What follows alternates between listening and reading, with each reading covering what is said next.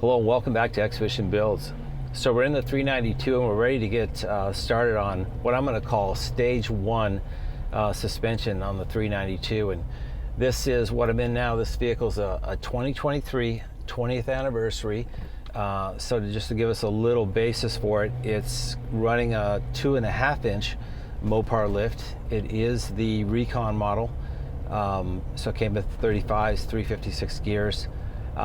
However, after spending some seat time in this a couple months, what I do notice and I really don't like about the springs, I think they're a little bit soft. And what we notice is there's a considerable amount of front end dive under hard braking. There's also a lot of squat when you're getting on the power with the 6.4.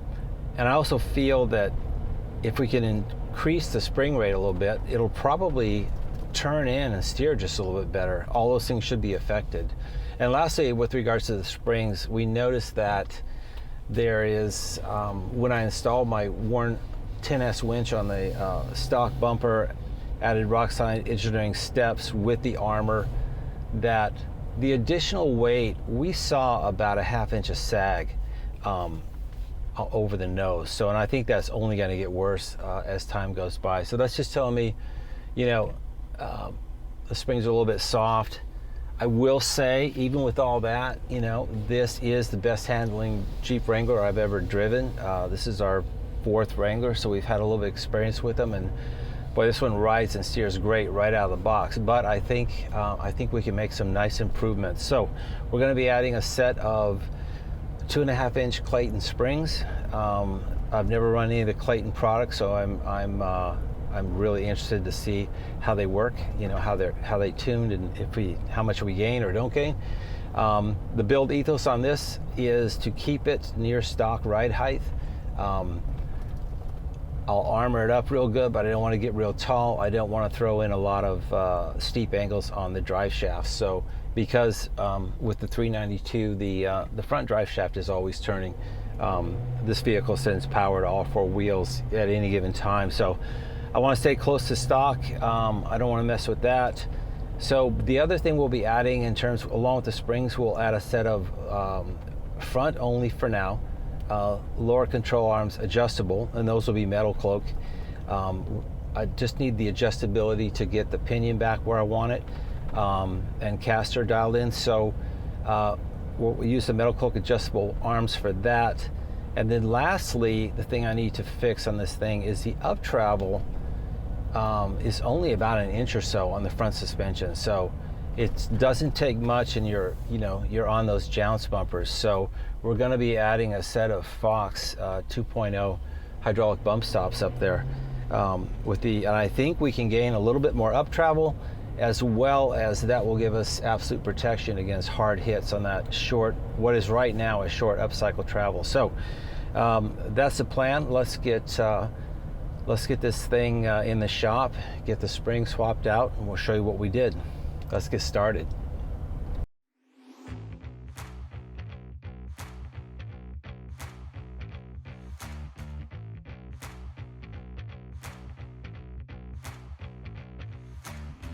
All right, let's take a quick look at the parts we're going to be using. The foundation for this lift will be Clayton Offroad's 2.5-inch springs for the 392. And here's something I thought was really cool with the Clayton springs. The passenger or right side spring on the rear is 3/4 of an inch longer than the left.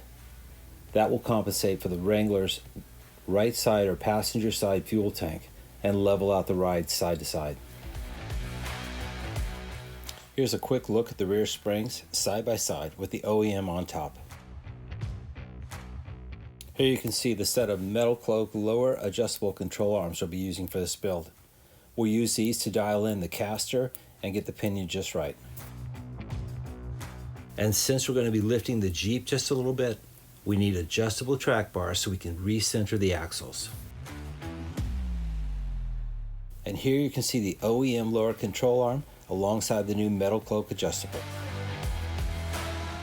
And here's something new for us on our Jeep builds. These are Metalcloak's control arm drop brackets. Why run the drop brackets? These will allow us to put the control arms parallel with the ground. resulting in the best ride possible. And here's the Fox 2.0 IFP bump stops. As you can see, they offer adjustability, but more importantly, they will arrest the axle movement upward, keeping it from slamming into the frame. Because I will be running my stock shocks for now, we need these TerraFlex 2-inch shock extension brackets.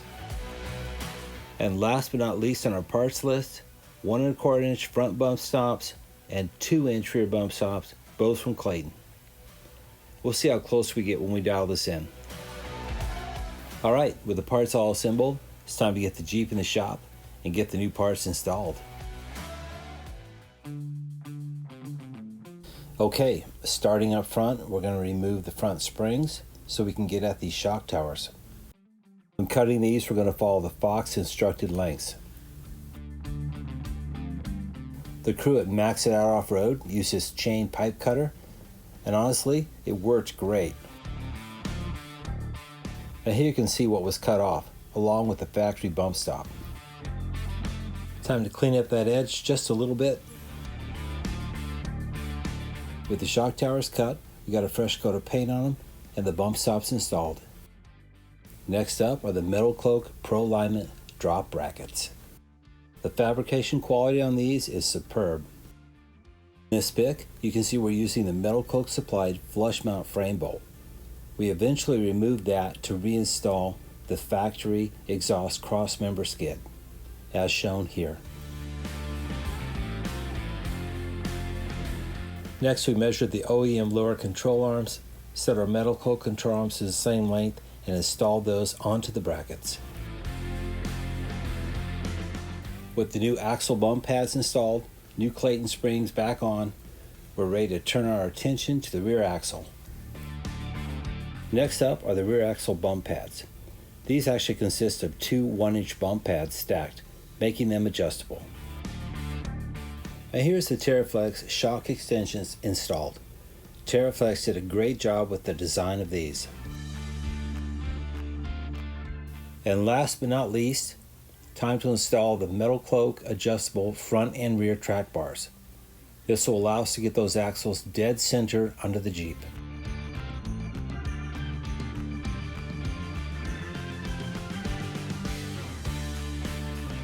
I figured while we had this torn apart, why not add some armor? This is Metalcloak's front and rear lower control arm skid plates.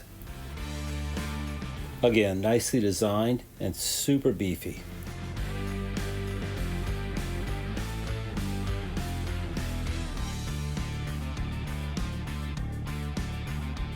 I know one of the downsides of drop brackets is giving up some ground clearance, but in the case of the 392, we have that exhaust running right through the middle of the Jeep.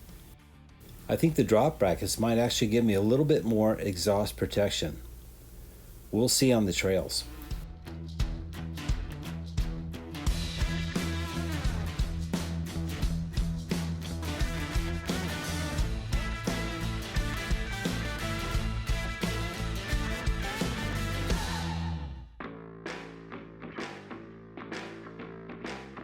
Okay, with our stage 1 parts all bolted in, it's time to get the Jeep on the RTI rack. Let's see how she flexes out and check the clearances. This first flex after installing suspension upgrades on your Wrangler is always one of my favorite parts of the build. Seeing your Jeep flexed out like that, man, it doesn't get any better than that. Let's jump in and I'll show you what we found on this first flex. With the 37 stuffed on the front, I'm making just a little bit of contact right here on this mud flap.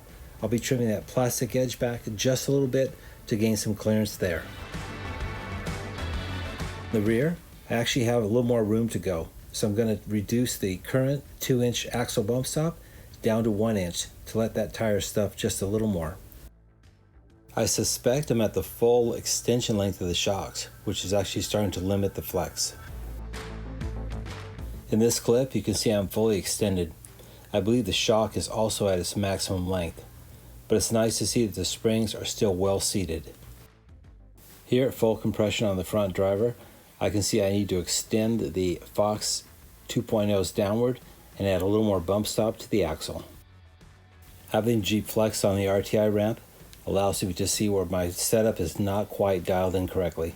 Now we can make those adjustments. And now, let's take a look at the results.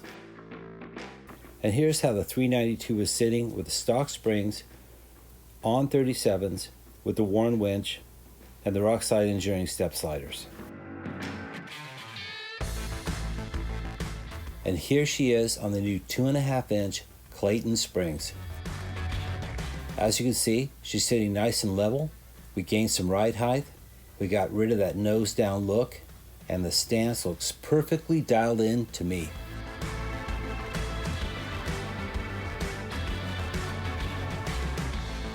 Now let's take a look what we gained with the tape measure. With the Clayton 2.5-inch springs, we gained 2 inches up front and 1.25 inches on the rear. Our measurements were taken through the center of the wheel and to the bottom edge of the fender extension. We are super happy with the results of our Stage 1 392 suspension mods. The 2.5-inch Clayton springs allow us to hit our target of staying near the factory ride height. The springs are a little firmer, which results in a better ride overall, less front-end dive, less squat during acceleration. We also love how nice and level the Jeep sits. And one last time, let's take a look at the visual difference between the stock springs and the new Clayton 2.5-inch springs.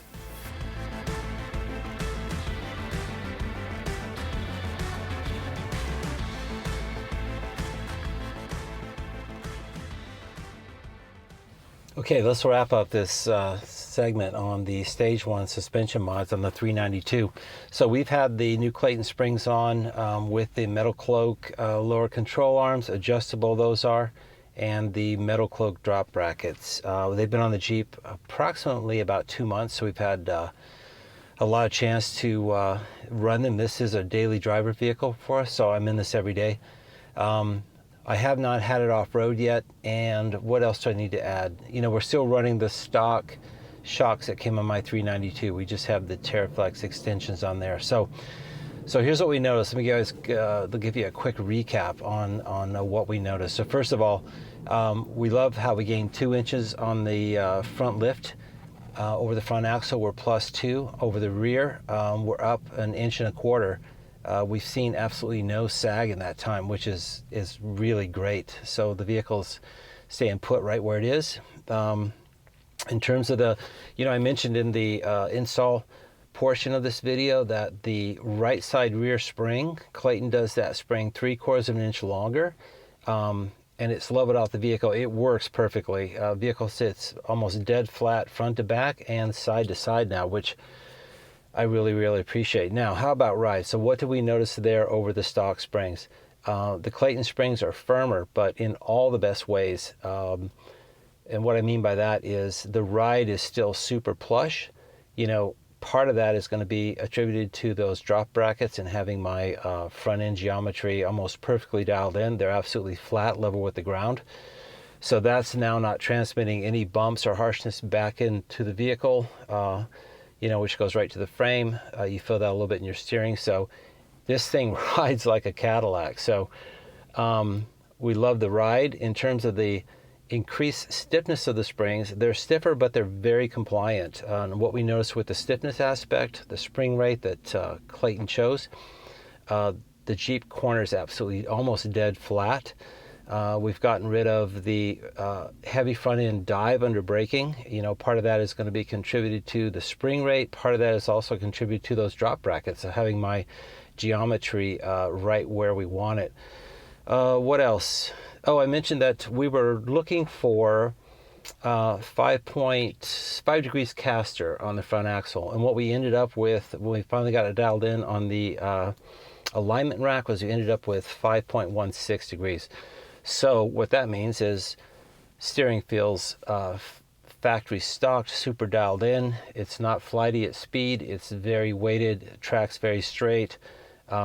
Steering feels absolutely great. And that's all stock right now. We have done nothing to upgrade our steering yet. So what else? Okay, so that's the plus. Oh, also, you know what? I'm currently at a 791 on the RTI ramp score, which is not bad. Unfortunately, I wasn't able to get this thing fully stock on the RTI, but I know it's going to be a lot less because I've flexed stock Wranglers before, and you're just like, they flex, but there's not a lot there. Also, we improved I've got a little bit more up travel on the front suspension. I'm thinking I've gained about an inch and a half. I'll get you another report when we get to stage 2 and get everything finally dialed in. So that's the overview. We absolutely love the springs, what they did to the ride, to the handling. The Jeep feels great. There's no harshness in it. It just responds better. It corners flatter. There's less nosedive, less squat. It's more comfortable at speed because there's less body motion in it with these stiffer springs. So absolutely love what Clayton did with their springs, and their spring rates spot on. So I could fully recommend taking a look at these springs if you're interested for your Wrangler build. Now here's what's left on our to-do list. It looks like I've got a little more up travel that I can take on the rear axle. So currently we're running a 2-inch bump stop. Those are the Claytons I showed you. They stack, so I'm going to pull one of those pucks off. That'll give us 1 inch. When we get to stage 2, we'll have it back on the rack so we can test again and see what our numbers look like and check our clearances, right? So then up front, I'm not fully making contact with the 2.0 IFP hydraulic bump stop. So those are going to get adjusted downward, and then I'm going to add at least 2 inches, maybe 3 in the front bump stop. So that will be dialed in once we do our next flex, and make sure that everything clears and we're getting full suspension movement. And that will take care of, also when we do that, will be part of stage 2, we're going to be adding a full set of the Metalcloak adjustable control arms. So I do expect flex to come around even better and have an improved RTI score, even with the stock shocks, because I think at that point the stock shocks are going to be limiting me on both compression and extension. So that's it for our report on stage 1. Appreciate you guys following along. Like I said, we're super pleased with where we are with the Jeep now. The drop brackets, one last thing on those before I sign off. I know a lot of guys will say, you give up 2.5 inches of ground clearance with those, but I showed you with the 392 owners, I don't know. I think having a little steel down there might be a better thing than landing on that expensive exhaust. Eventually we're going to be armoring this thing up, so it's going to be real fun to see it out on the trail and see where our actual contact points are and, how all that plays in. But right now, as a daily driver on the street, I can fully recommend the springs, fully recommend the Pro alignment drop brackets, and everything we've done so far has just made huge strides on where I want this vehicle to be. So that's it for our stage 1 suspension on the 392. We'll get to work on adding the stage 2 parts and get that video up for you guys soon. Thanks for tuning in. Until next time, stay safe, and we'll see you on the trails.